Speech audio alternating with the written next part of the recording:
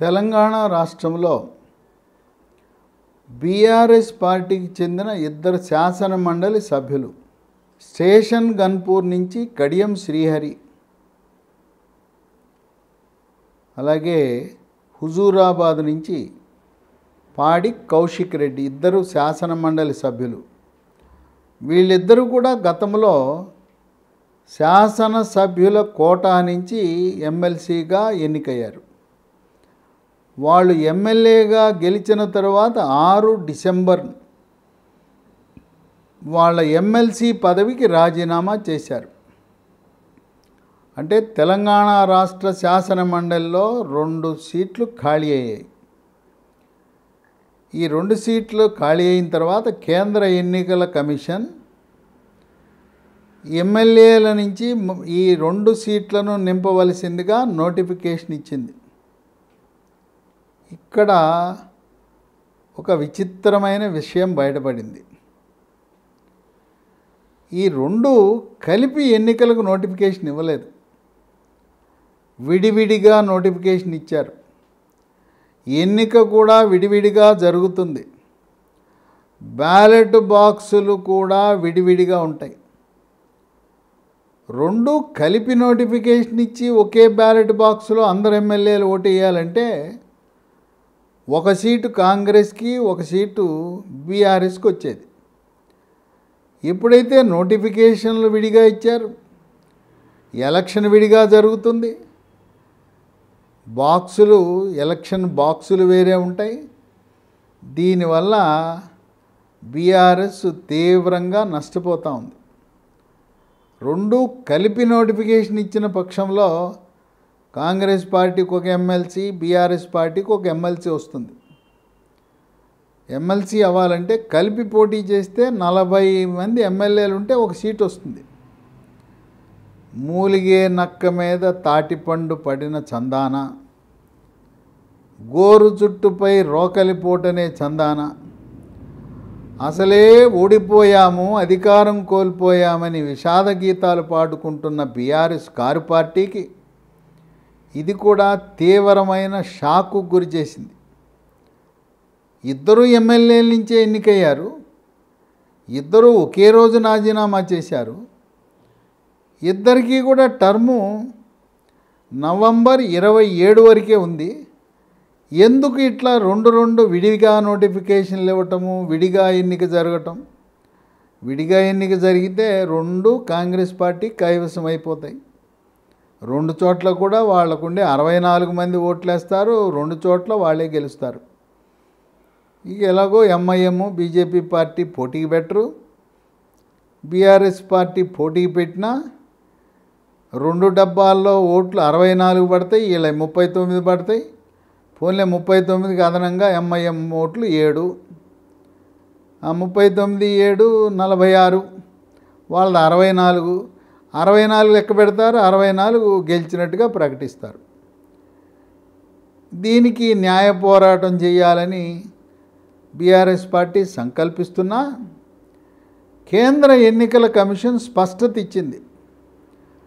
రాష్ట్ర ప్రధాన ఎన్నికల అధికారి chief electoral officer Vikas Raj ఒక స్పష్టత ఇచ్చాడు. మాకు కేంద్ర ఎన్నికల సంఘం ఇచ్చిన ఆదేశాల మేరకు 2 నోటిఫికేషన్లు విడివిడిగా జారీ చేస్తాం.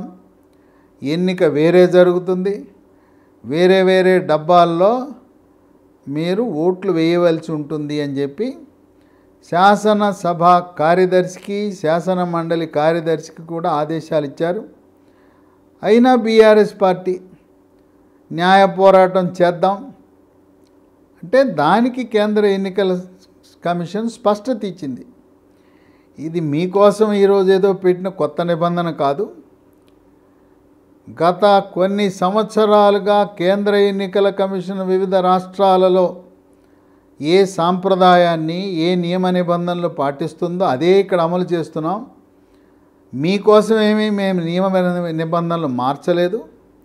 ఏ రాష్ట్రంలో కూడా ఇలాంటి పరిస్థితి ఉత్పన్నమైతే విడివిడిగానే నోటిఫికేషను, విడివిడిగానే ఎన్నిక జరిపే మేము మా నిబంధన అని స్పష్టత ఇచ్చారు. వేచి చూద్దాం వాళ్ళ న్యాయ పోరాటం ఎంతవరకు విజయం సాధిస్తారో. దీనికి కాంగ్రెస్ పార్టీ తరపున అభ్యర్థులను సిద్ధం చేసుకుంటున్నారు.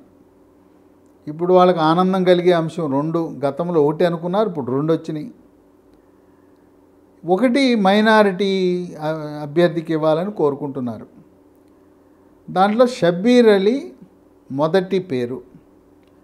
షబ్బీర్ అలీని శాసన మండలికి తీసుకుని ఆయన్ని రాష్ట్ర మంత్రివర్గంలో స్థానం కల్పించే అవకాశం కనపడుతూ ఉంది. షబ్బీర్ అలీతో పాటు జాఫర్ జావీద్, ఆయన విద్యా సంస్థల అధిపతి,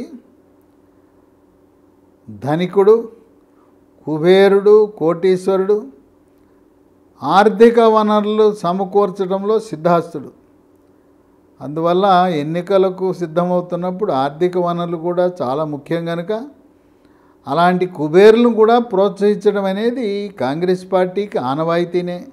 కాంగ్రెస్ పార్టీయే కాదు, ఏ ప్రాంతీయ పార్టీ అయినా అదే పద్ధతిని పాటిస్తుంటారు. నిధుల కొరకు రాజ్యసభ సీట్లను, శాసన మండలి సీట్లను అంగట్లో వస్తువులా అమ్మిపారేస్తుంటారు. కోటీశ్వర్లకు, పారిశ్రామికవేత్తలకు, విజ్ఞులకు, మేధావులకు,